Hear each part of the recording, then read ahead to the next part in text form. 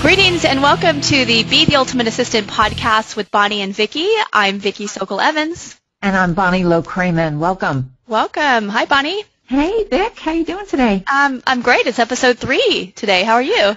We're just moving right along. This is so exciting. We're having a really great time with it. We are not finding a shortage of topics to talk about, are we?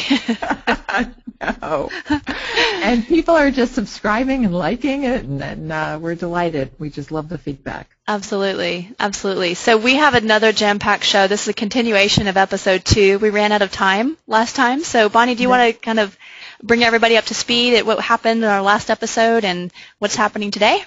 Yeah. Our theme is called Global Trends for the Assistant Profession, and we've invited the leader on this topic in the world, and her name is Lucy Brazier, the publisher of Executive Secretary Magazine and the producer of Executive Secretary Live conferences, and Vickie and I speak at those conferences. She has single-handedly done more for the assistant profession than any 50 people I know about. Where we left off was on a really interesting topic. We asked Lucy, what are the top 3 burning problems that she sees in the profession? The first one was a lack of clear career path, progression, recognition in the role of an assistant. The second problem, which we totally agree with, is about stress and workload overload. You know, the stressing people out amazingly. Can I mention something real quick, Bonnie? Is like workload overload, and she mentioned, which was really significant for me, is that taking on the middle manager's job. You know, when the middle managers, 5 or 6 years ago, were let go in positions, that the executive assistant or personal assistant took over some of their jobs, and they're now managing more and more people and more tasks and responsibilities. So that was really significant. Right, and doing it for, many of them did not get any pay increases and did not get any change in title. Or training. So Lucy, welcome back, and we'd love to hear you talk about what you think is the third burning problem. Oh, my word. Well, thank you very much indeed for having me back again. I'm never short of anything to say. We love getting together with you. And vice versa. Okay, so I think probably my third burning problem we've talked about a little bit already, but it is the lack of training. I think assistants are finding it easier than they ever have done probably to get training, but we're still only at the very tip of the iceberg. Wouldn't you say, Bonnie? Absolutely. Oh, my gosh, I couldn't agree more that in America, the idea of offering professional development for the administrative staff is still a fairly new idea. In the last year, Vickie and I have done training inside enormous companies that are doing training, which is really cool, but it's happening for the first time ever. Isn't that scary? Yeah. But let me clarify things for our listeners, that there's the lack of training that we're talking about. We're talking about specific training for this role. And there have been companies, I want to recognize the companies that have provided, they've had sexual harassment training and communication training, but it's specific to all employees. What we're talking about, Bonnie, Lucy, and myself, what we're talking about is specific training for this role. Communication for assistants, organization for assistants, all of those types of leadership for assistants. The assistants are leaders to see themselves as leaders. So I just wanted to clarify that in case there are any listeners going, no, my company provides training. I just, I don't want to go to training about communication or effective leadership or because it's too generalized. This role is very specific, and so just wanted to mention that. Yeah, thanks, Vickie. Yeah. Very interesting time right now in the profession, and what I'm seeing as I'm talking with assistants all over the United States is that assistants themselves are taking the initiative. They are the ones stepping up and speaking to HR, and they're talking to their executives, and they're the ones saying, we need this. We need this training. And you know what? Many of the executives are saying, you know what? You're right. You're right. We do need that. We have seen this again and again and again, and it's very exciting. Lucy, is that consistent with what you're seeing? Absolutely.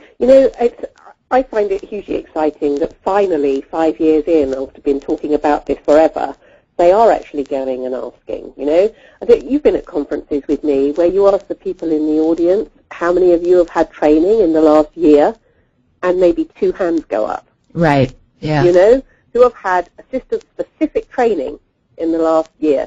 And quite often you can go back 5 years and they still haven't had assistant-specific training. The other question that always makes me gasp with astonishment is when you ask them how many of them feel well managed. Yeah. Not many.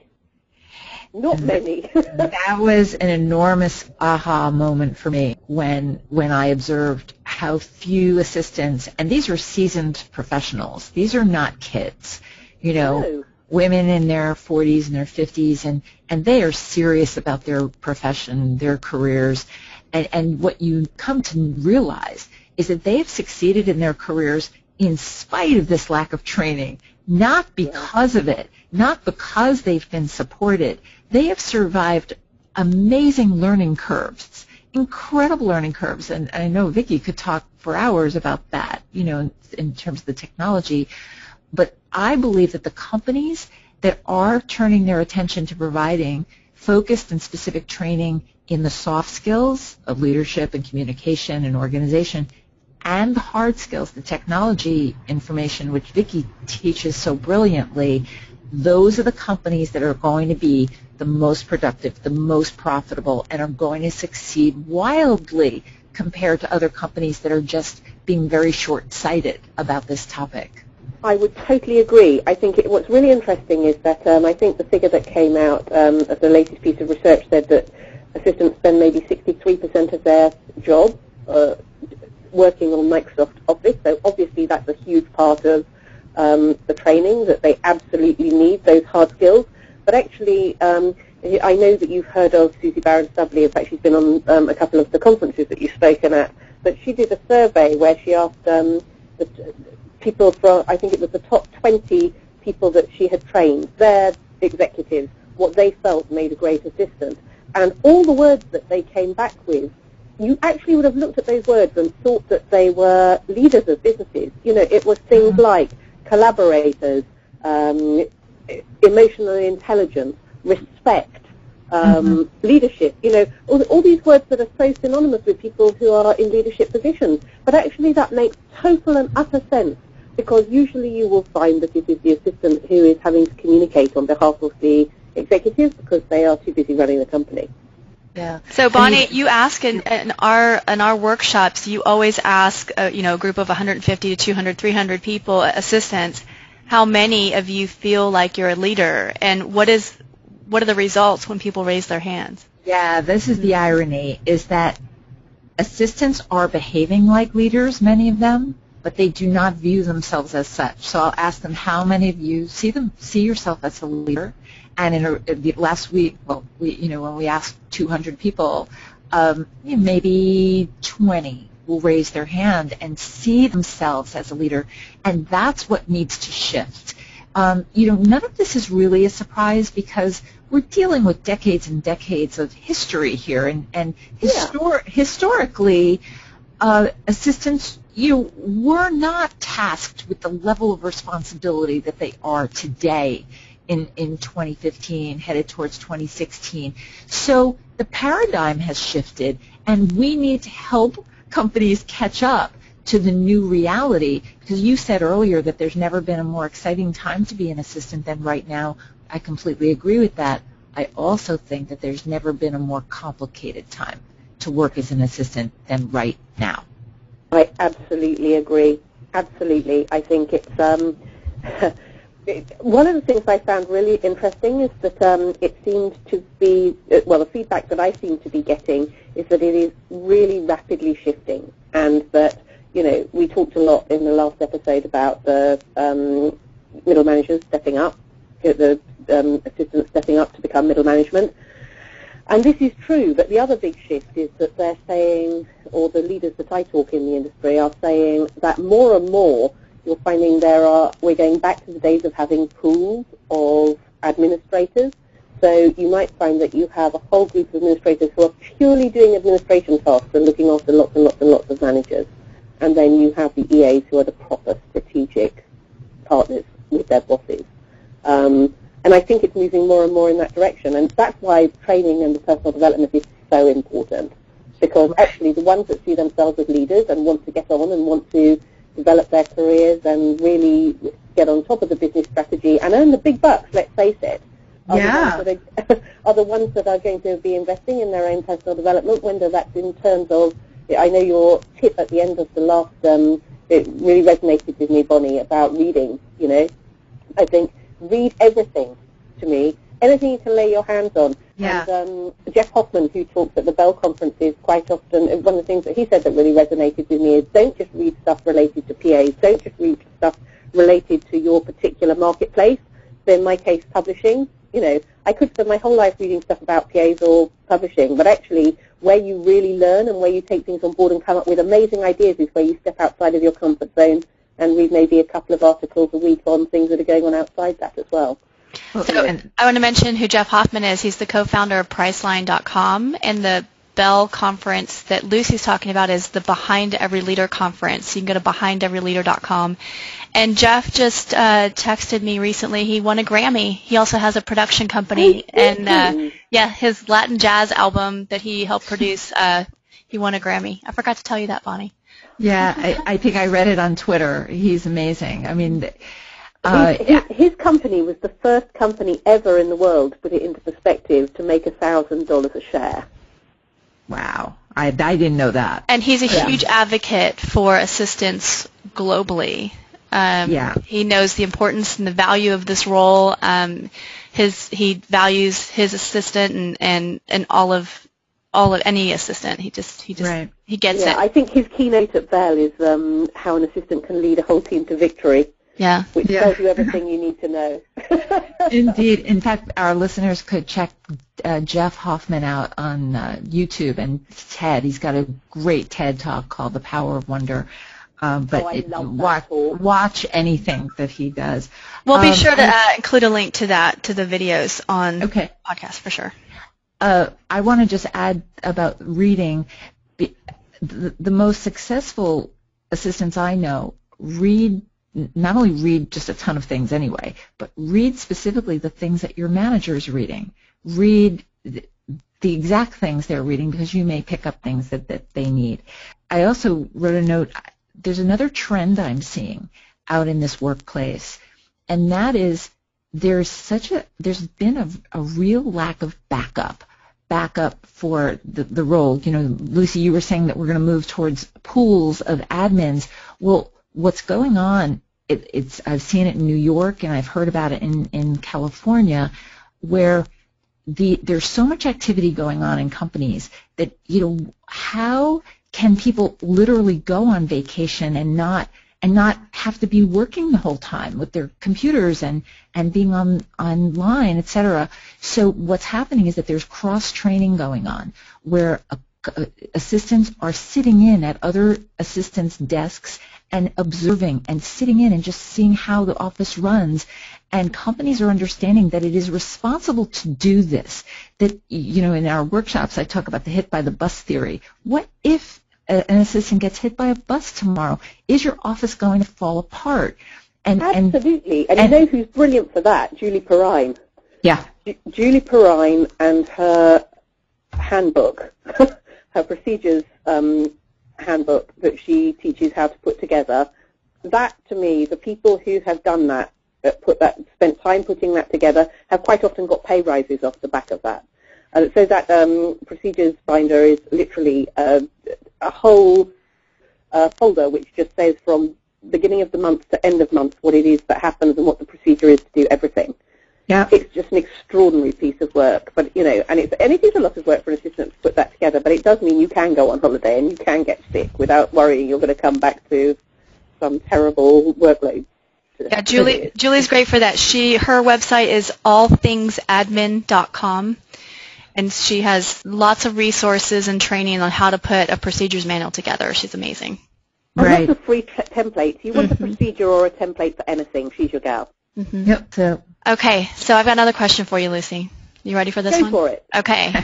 What makes Lucy Brazier mad? Oh, gosh. Our listeners want to know. I want to ask that question of every guest. Yeah. Yeah. I'm quite a relaxed person, really. I mean, I'm a bit evangelical about the PA role, but other than that, I'm quite mellow. Having said that, yes, there are obviously things that make me really cross. Bullying makes me, well, it's personal to me, bullying. I was bullied very, very badly at a company that I was at, and in fact, had I not been bullied and had a nervous breakdown, we wouldn't have the magazine. So every cloud has a silver lining and all that. And it was just dreadful while I was going through it. And I think part of the thing is that it's that drip, drip, drip, you know, so you can't actually put your finger on what it is that's going on, but you know that you feel uncomfortable, you know you feel undermined, you know that you are dreading going into the office in the morning. I can remember going up, if my office was 3 floors up, and standing in the lift and thinking, I really don't think I can do this today, and forcing myself to. You know, it's just the most, I can't remember the stats about how many days of work, how many days are lost a year through bullying, but I do know that 68% of assistants report having been bullied at one time or another in their work life, and that's just appalling to me. Right. Absolutely appalling. What I'm hearing and seeing all over the world is this, it's an epidemic. We have a silent epidemic on our hands, or not so silent anymore, because I'm certainly talking about it as often as I can and writing about it. And thanks to you, Lucy, for your bravery to make sure that it's an issue that is raised and discussed and have a spotlight put on it. You know, thank you for that. I'm seeing a lot of suffering and silence going on all over the world, and the only way to combat it is through awareness. And the only way to have awareness is to speak up about it. And we're back to speaking up, aren't we? And that's why the assistants have an issue, because they find it so difficult to speak up. The kind of people who are assistants, it's not their makeup to speak up. Their makeup is to be compliant and to work with everybody and to not cause a problem. And I get that absolutely, totally. But this is making people sick. This is making people distraught. This is causing mental health problems. This is losing industry all over the world, billions of dollars a year. Yeah. Indeed. It's costing companies money. Yeah, but there's two parts to the equation, right? There's speaking up from the assistant's perspective, and then there's also the, you know, from the CEO and the HR leader's perspective, like what could they do to help combat this? And this sounds like another whole episode, a couple of episodes that we can talk about this. But quickly, what on the other side of the spectrum, what could CEOs and HR leaders, because some of our listeners are, management in organizations? I think, to be honest about it, I don't know about you. I find it really difficult. I know that when we did the session at Executive Secretary Live last year, Bonnie, you and I were both looking all over the place for examples of companies that do this well. Right. And it was nigh on impossible. There are a few. Virgin Atlantic. But out of the whole world? You know. I know. It's crazy. It's absolutely crazy. And I call them cultures of respect. That the companies that have cultures of respect are the ones that most assistants want to work for. I wrote an article called "Forget the Free Lunch." You know, lots of companies offer you a free lunch, free food, free coffee. Forget that. What we're really yearning for are cultures of respect, where people are handled as individuals and dealt with respectfully and appreciatively. I think that's the word, isn't it? It definitely is, yes. I can tolerate almost anything in the workplace, but a lack of respect is what destroys people. Disrespect destroys quicker than anything. Who wants to, if you're demoralized and diminished, there's a phenomenon in the workplace called presenteeism. Everybody knows what absenteeism is, you know, where you take off from work. Presenteeism is where you're literally sitting in your chair, but you're doing the bare minimum to get through the day, that you don't want to be there, and probably you're even looking for a new job when you're at your work, and people do not feel an ounce of remorse because they feel so disrespected. Absolutely, and actually sometimes it's not even as proactive as that, you know. If you are bullied to a point where you're depressed, you just sit there and quite often you just think, I have thousands of things to do today. I can't think what. Yeah, The trauma being caused is horrendous. We see it on the LinkedIn groups. I mean, this is not made up, and I'm not using the word epidemic lightly. I am not. It's when a group of assistants are asked, how many of you have either witnessed or experienced workplace bullying, the number of hands is frighteningly high. And that's how I know that silence is our enemy. Silence is most definitely our enemy. And what I would say is to the HR directors and to the executives, I would take your phrase, Bonnie, which is they have to create a space where their staff are able to speak truth. Truth to power. Truth to power. Truth to power, baby. Yeah, it's the all you can do. You have to feel confident that if you go and you talk to somebody about it, that you're not going to be laughed or find yourself in a situation where you're being given a 360-degree appraisal to find out whether you're losing the plot. Or do you know what I mean? Because it can take on a life of its own. And a lot of people don't report bullying because they're worried what will happen next, especially if it's someone senior to them that's bullying them. Right. We've so many stories of where assistants will say, well, this bully's been at it for 3 years, and then finally they were fired.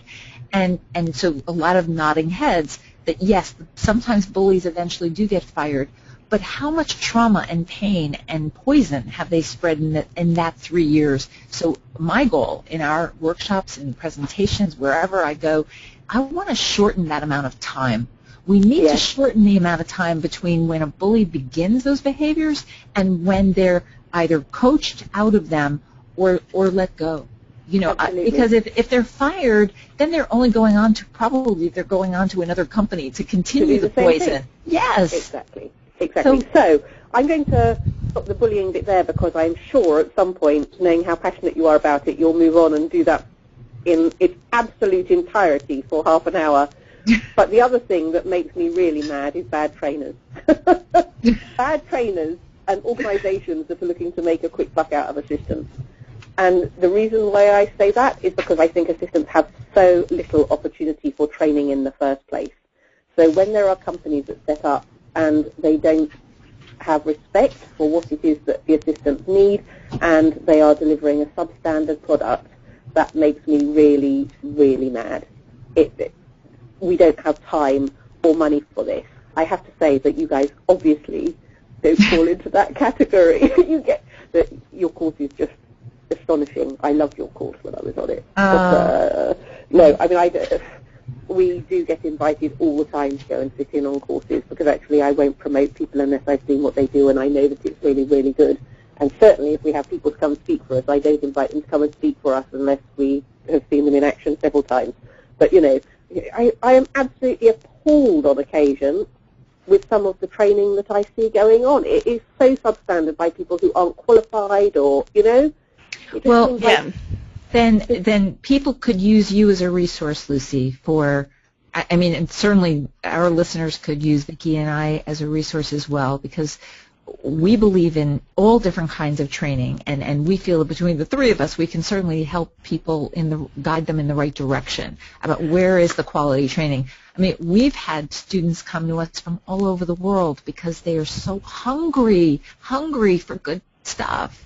And isn't it awful when you hear stories about people spending fortunes and getting to training where it's really substandard? Right. It's actually one of the things that excites me. It's one of the other things that excites me right now is that the really top trainers in the world seem to be collaborating more and more to support each other because we all have different strengths, we all have different things that we offer, and the assistants need different things from different people. So it's really great to see when the top trainers are pulling together and referring each other to each other and working together to make sure that the assistant actually gets exactly what they need. We certainly need as many good trainers out there as we can get. Yeah, for sure. Awesome. Well, because, we've seen training where it's free training. Obviously when you're starting out as a trainer that you want to offer your services to get that experience, but just if you're hiring a trainer that is free, just make sure they're well vetted so that they will put on a good training event for you. I'm absolutely not opposed to that. What is that?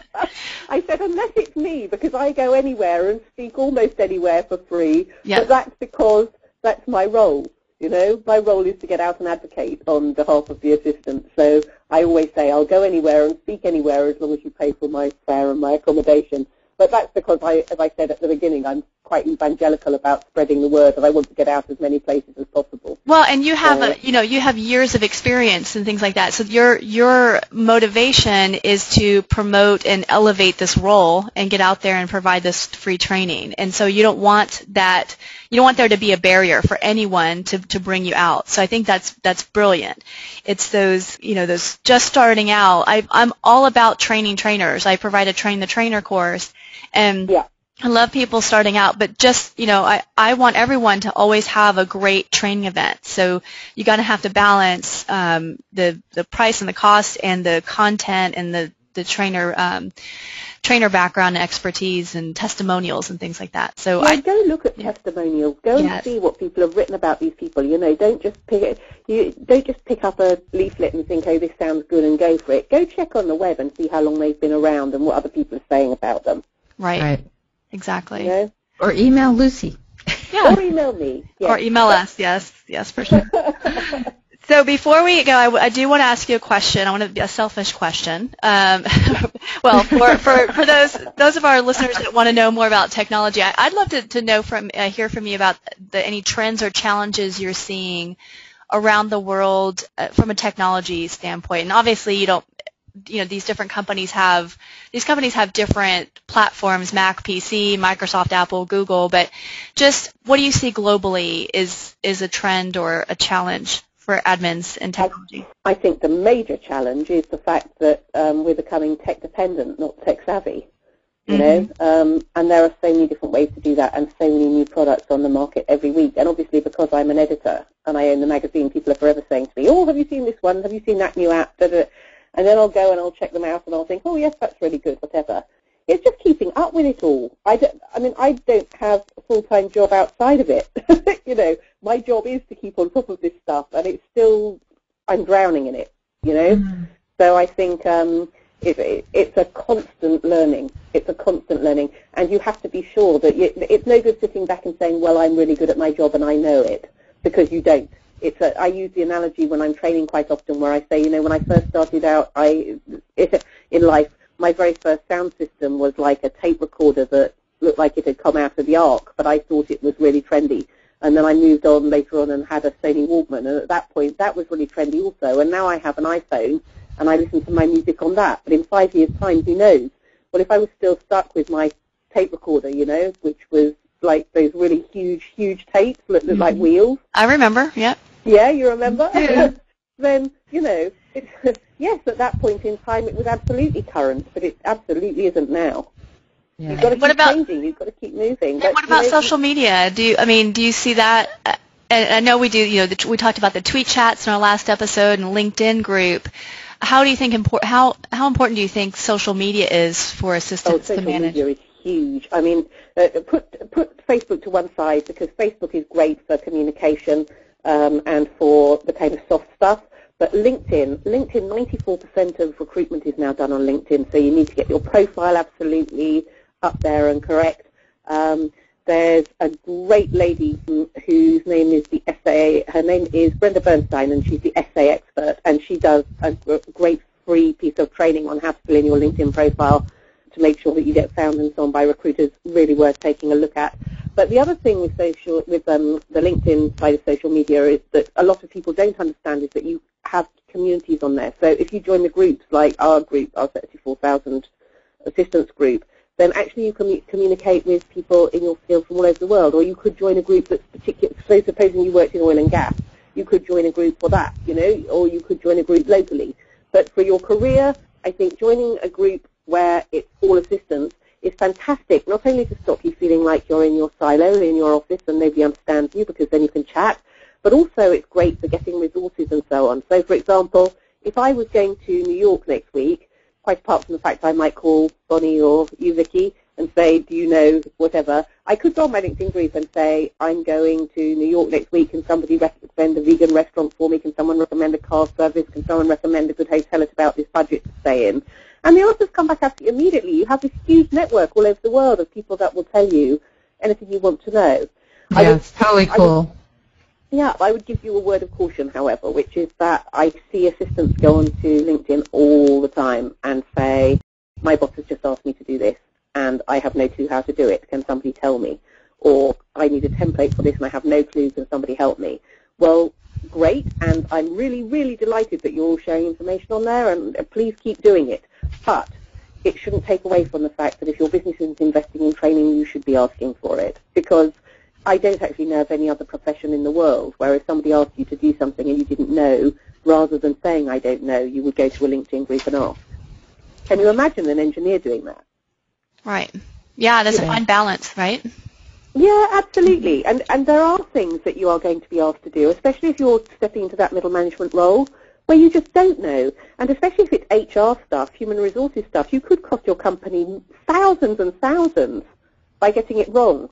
So really important that actually if you don't know, you are saying, of course I would love to do. I know why they don't. They don't because they're seen as the fixers and they don't want to be the problem. But actually, if they're not asking, then they could cause even more problems by getting it wrong. Right. Yeah, So more leaders need to know that. Yeah. And then the final one, Twitter. Twitter is a revelation to me, but that's a whole other subject on its own. It's great because you can follow all sorts of people all over the world who are absolutely awesome in your field, and then sift through it really, really quickly because it's only 140 characters, so you can see whether you want to read it or not. But my piece of advice, and even though you'll say, well, you would say that, is to follow me on Twitter, which is @Lucy Brazier, because I'm an aggregator of information. So if you want to know what most people are saying, I'm retweeting them anyway. So you won't have to follow hundreds of people. You can just follow me, or follow Bonnie, or follow Vickie. Well, and we'll include your Twitter handle too on the blog. But have you had an admin chat about how to use Twitter as an assistant? I haven't. No, I do. I have done a training course. I did a training course for UMA, who are the European Management Assistance Association, which is in 26 different countries, and I did a training course for them on how to use Twitter for events, which was quite interesting. I mean, that would be a great admin chat, don't you think? An admin chat on how to use Twitter or how to use Twitter for events or just absolutely. Like intro to Twitter. We had talked about it, but then I was kind of thinking it's a bit kind of what comes first, the chicken or the egg, because if they can't use Twitter, they're not going to be on admin chat. But there has to be like well, we'll figure out. We'll talk offline to figure out how we can make it work. So I think that'd be a great, like, get your feet wet. Let's just do it. Let's just go to your first chat, and we'll kind of hold your hand. So Lucy, before we wrap up, because I know we're running out of time, I have to ask you. I heard you say that you had one of the highlights of your life in the last year. What was that? Where'd you go? Oh, my word. That was incredible. I came out of the blue, totally. I was speaking at an event at the Ministry of Defence, and I was talking about networking. And, you know, we talked a lot in the last couple of episodes about how you should have a network of people because you feel like you're working in a silo. And one of the things I was saying at that event is that especially if you have a job in a company that is quite unique, you should be setting up a network internally so that you can share best practice. Because what is the point in having an assistant over here who is putting together something absolutely awesome and is using it and it's working really well, and then having an assistant sitting over the other side of the business who actually is putting something together and really, really struggling to do exactly the same thing when it's costing the company money. And about 2 weeks after this, I suddenly got a phone call from somebody saying, I was at that event at the Ministry of Defence, and I wondered whether you would be interested in coming and speaking at Buckingham Palace, because we're pulling together all the assistants from all the different royal palaces up and down the country to pull together a network based on the conversations we've had at the Ministry of Defence. How many people were in that room, Lucy? 60, and they'd never met each other. Wow. It was amazing. They come from... Okay, let me just reiterate. You were at Buckingham Palace. I know, and it was crazy. I brought Matthew with me, who is my assistant, and he was just so pleased that he was able to come. I can't tell you. And we walked through it. When we arrived, it was the changing of the guard. So the soldiers are marching up and down, and you have to really force your way through the crowd. And I have to say, one of the major highlights of that whole day was that I got to the gate, and the guard who was stood there, I said, hello, I'm here to train some of your PAs. And he said, oh, yes, you're Lucy Brazier. And I nearly fainted on the spot. Wow. I was just, somebody at Buckingham exactly a palace loose. That's I am. totally cool. So anyway, we went in and the footman took our coats and there was somebody just inside the door to escort us down to the room. And the room where we presented is where they have private showings of films for people in the royal family, but also for the staff as well. And, you know, it was one of the things that I really loved about it was that it could so easily have been a disappointment because you have a kind of expectation with it being in the palace as to how things are going to be handled. And it was handled so beautifully and with such good manners all the way through. Do you know what I mean? It was a real exercise in showing what excellence looks like in its truest form. Well, I'm sure they felt the same way, Lucy. Well, bless sure you. Thank you. But, you know, the other thing for me that was hugely impressive is that the HR director stayed for the entire meeting. And it's another one of my real bugbears, you know. When I go and I speak at companies, so often the HR director gets up and says, we're so pleased to have Lucy Brazier with us here, and you guys are so important to us, and we love you so much, and you do so much for us, and you're really well respected, and so important, and now I have a really important meeting to go to, so I'm going to leave you to it. And I think, do they think they're silly? Right. I'm sure they are busy. But do you know what I mean? You've pulled somebody in to train. As an HR director, you stay, don't you? Yeah. Yeah. If it's important. So to me, I was hugely impressed. It makes all the difference. Yeah. Not only did she stay, but she asked really interesting questions. So I'm very impressed. Anyway, so that was my highlight of last year, I think. Yeah, for our listeners, I mean, anybody listening, there aren't many people on the planet who get to say that sentence that they were, you know, did some work in Buckingham Palace. It was wonderful, absolutely wonderful. Vickie and I are hoping for that chance as well. That would be a highlight, wouldn't it, Vickie? Yeah. There is a network there now, so you never know. You never know. Yep. Lucy, I don't want this to end. Oh, I don't want it to end either. It's been a blast, actually. It's been really good fun. Thank you, ladies. Oh, thank you for being with us, Lucy, so much. Absolute pleasure. Well, that wraps up our conversation with Lucy Brazier. I'm sure we're going to have her back one or two times. Thank you, Lucy, for being so generous with your time to doing 2 episodes. We only asked you to do 1, but we got you for 2. It wasn't a trick, we promise. So, Bonnie, do you have a top tip for this episode? Yeah, my top tip is please speak up. Please gain support from others, and when you know you should, when your instincts are saying that you need to speak up about an issue, about an idea that you have, I am rooting you on to say what's on your mind because people need to know that. That's my tip. Great. Thanks, Bon. So my tip today, I'm a huge fan of LinkedIn. I think every admin should have a LinkedIn profile. And, even if you aren't looking for a job, it's just that's your personal brand. I was going to say that one, but I just did. So I'm going to do a second tip is to, I'm going to post the link, is to watch Jeff Hoffman's The Power of Wonder TED Talk. And I will make sure to include the link here on the podcast if you go to BeTheUltimateAssistant.com and click on the podcast tab. So, Bonnie, what's happening on the next episode? You want to close us out with a quote as well? Well, based on this conversation, we're going to be talking about workplace bullying. So I invite any of our listeners to send me their stories, especially their success stories about when they conquered it. So that's what we're going to be tackling. We are going to tackle that problem. So let me end with this quote by Scott Cohen. Companies that do not provide the right rewards and opportunities wind up training their talent for the competition. Love that. Yeah, we don't want that to happen. Don't train employees for the competition. That's it. Keep so them leaders take note. Let's keep them. I just got an idea that I'd love to have an episode about specifically for leaders. If they're hiring a brand new executive assistant or they have one and they want to have a better partnership, I'd love to have, I think that would be a great episode just based on the outcome of our conversation with Lucy.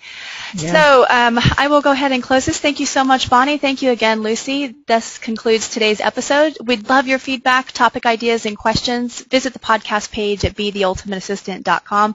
Thank you once again for listening. We'll see you next time. Bye, Bonnie. Bye, Vickie. Bye, Lucy. Bye, Lucy. Bye, ladies. Bye. All right. Talk to you soon. Bye-bye.